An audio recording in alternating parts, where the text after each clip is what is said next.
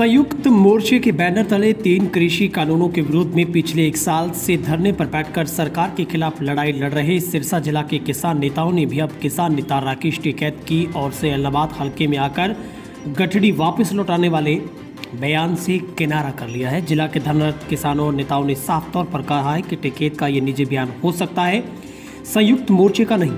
संयुक्त मोर्चा किसी भी राजनीतिक दल को समर्थन नहीं करता है।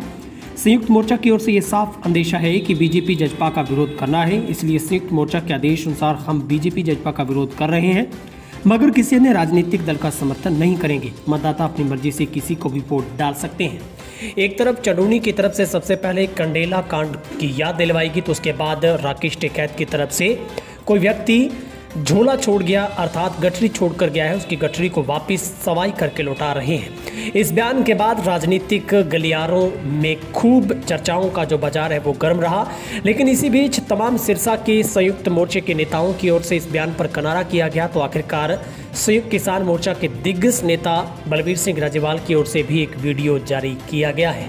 इस वीडियो में साफ तौर पर कहा गया है कि वो किसी भी पार्टी को समर्थन नहीं कर रहे हैं, नहीं संयुक्त किसान मोर्चे की तरफ से कोई कैंडिडेट मैदान में उतारा गया, बल्कि बीजेपी और जेजेपी का विरोध होगा। लेकिन किसी पार्टी को समर्थन नहीं है, आप जिसे चाहें, जिसको दिल चाहे आप उसी को वोट दे सकते हैं। मगर राकेश टिकैत के इशारे के बाद जो विपक्ष के जो नेता हैं उनकी तरफ से काफ़ी बयानबाजी सामने आ रही है। आखिर आरोप है कि जो टिकैत है वो इनेलो के पासे के अनुरूप ही बातें कर रहे हैं। एक तरफ चंदौनी की तरफ से कांग्रेस का पक्ष रखा गया, तो वहीं पर राकेश टिकैत की तरफ से इनेलो नेता को समर्थन करने का इशारा किया जा चुका है। मगर इस पूरे मसले पर अब तमाम नेताओं की ओर से चुप्पी साध ली गई है। सिरसा से किसान नेता हैं लखविंदर सिंह की तरफ से भी एक वीडियो जारी किया गया, जिसमें भी साफ किया गया है कि किसी पार्टी को कोई समर्थन नहीं दिया गया है, बल्कि आप अपनी मर्जी के मुताबिक वोट डाल सकते हैं। मगर अब ऐसे में जो सियासी पारा है वो और भी बढ़ गया है। किसान नेताओं ने टिकैत के बयान को लेकर ये साफ किया है कि ऐसा बयान उनको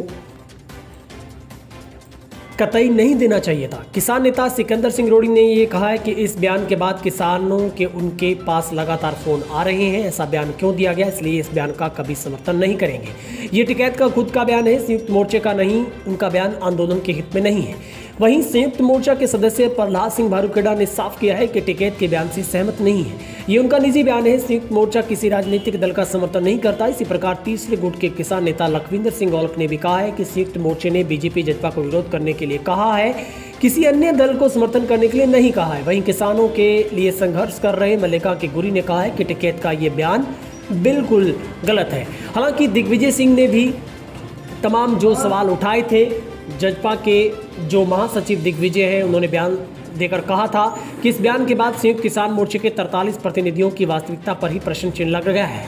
उन्होंने कहा कि संयुक्त किसान मोर्चे की परिभाषा को समझा जाए तो ये सभी 43 किसान नेताओं की आवाज़ एक होनी चाहिए, मगर इलाहाबाद उपचुनाव में ही किसान नेताओं के व्याप्त और स्वर बदले हुए नजर आ रहे हैं, जिससे ये उजागर हो गया है कि सभी किसान नेताओं को अपने अपने लोभ है, उसी के अनुरूप अपनी विचारधारा प्रकट कर रहे हैं। 2 दिन पहले इलाहाबाद हलके में हुई जनसभा में टिकैत ने किसानों को इशारा करते हुए कहा कि इलाका पंचायती इलाका है, 6 महीने पहले एक आदमी यहाँ पंचायत में गठरी रखकर गया था, उसकी गठरी अब सवाई करके लौटा दो। टिकैत ने कहा कि गठरी को टटोलने की भी जरूरत नहीं है, उनका सामान जैसा दिया था वो कागज पत्र उसके थे, पहले से ज़्यादा करके दे दो।